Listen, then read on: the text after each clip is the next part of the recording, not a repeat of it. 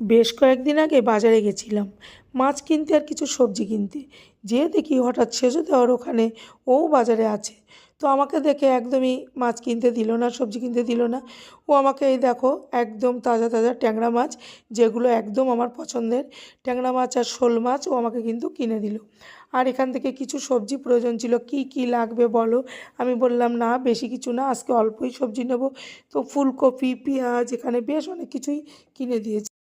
থোড় এনেছি একটা, জালি থোড়, থোড় খাওয়ার দরকার। যে মাছ এনে আমার সেজো দেওয়ার বাজার করে দিয়েছে, আমার বাজার করতে দেয়নি, বলে আমি কিনে দিচ্ছি। ও কিনে দিয়েছে। এই যে আমার সেজো দেওয়ার আজকে মাছ কিনে দিয়েছে, যে শোল মাছ, খুব ভালো মাছগুলো। এই যে দেখো শোল মাছ, আর এই হলো ট্যাংরা মাছ, ট্যাংরাগুলো বেশ বড়। এটা এনেছি। আর এই হলো সবজি,